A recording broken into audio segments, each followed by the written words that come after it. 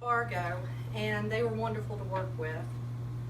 In one of my several conversations with Fred Steffi, he had just provided me with some information as to when we would receive our first installment. And before I knew what had come out of my mouth, I just blurted out, "Gosh, I wish I could hug that woman's neck." And that's a genuine response. And it is from all of us here, the board, the staff, and the volunteers, because taking care of our families by providing them a home away from home so that they can care for their children is just so important to us, and that's why we couldn't let this pass without recognizing such a generous donation. And you know, the truth is, planned giving is very personal, and to be considered as a recipient is really an honor.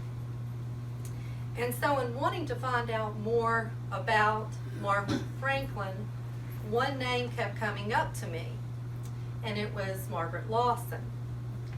And Margaret Lawson is no stranger to this house. She's volunteered here for 22 years. And she continues to be very active, volunteering at Center in the Square, participating in Roanoke College's Elder Scholar Program.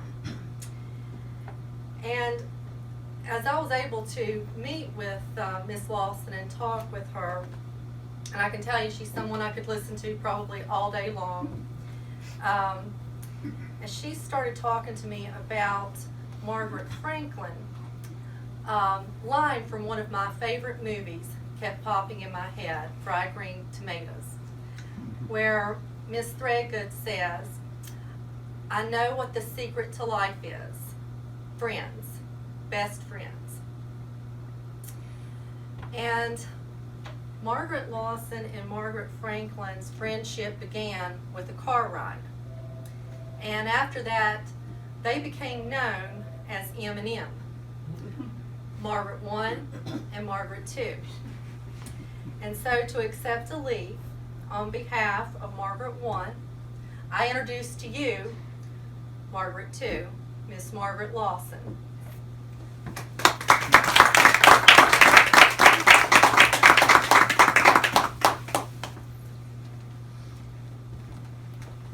Oh, thank you, Annie. Isn't it lovely? Let me step out of your way and let you have the podium. I feel quite an honor to be the recipient of this lovely leaf. Margaret Franklin and I were friends for over 50 years. I met her when she worked for Piedmont Airlines in the city ticket office. I would have to go over town quite often and pick up airline tickets from my boss. And that's how I met her. It happened quite often, so we got to talk. And she had heard about the merger of 5 railroads into Norfolk and Western.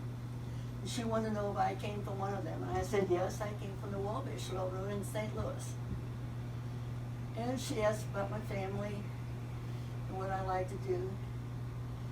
So we became more friends as time went on. Margaret liked to bicycle, and I did too. I learned to play golf after I got here, and we played golf together. We just had so many good times. Margaret had a bright red and white convertible, which we liked to tool around in. And we would go take short trips. On one trip, we went to Williamsburg, and it happened to be the graduation of William and Mary, and it was held outside. So we sat under a tree and watched it. And then she found out that I had never seen the ocean. So we would go to Myrtle Beach and have a good time. That little Mustang traveled a lot. She took me around Roanoke and introduced me to different places and how to get around.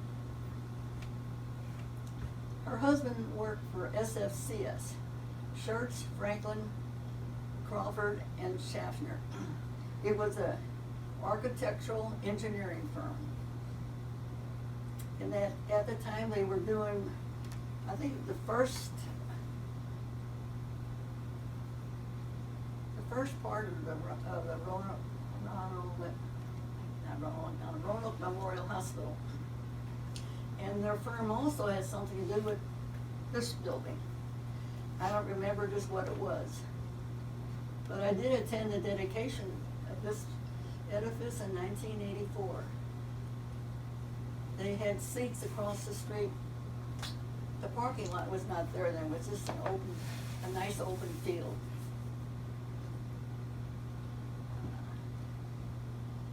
Margaret and her family were always very generous. They gave a lot to charities. They never asked anything in return. Margaret was a gracious lady, gracious hostess. And we just had so many good times together. And I just feel honored today to receive this leaf in her honor.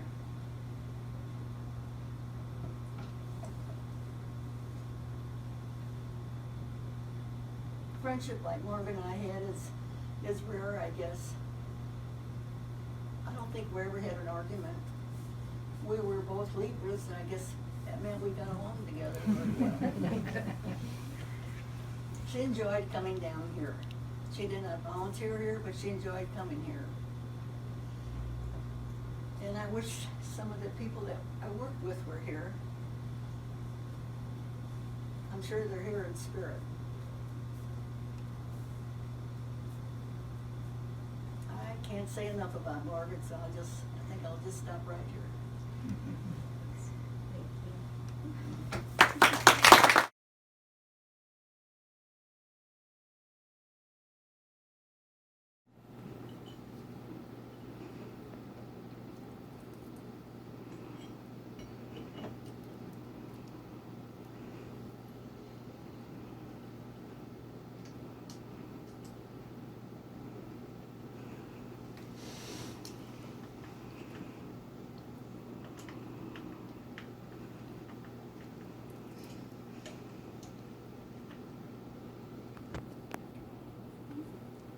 All right.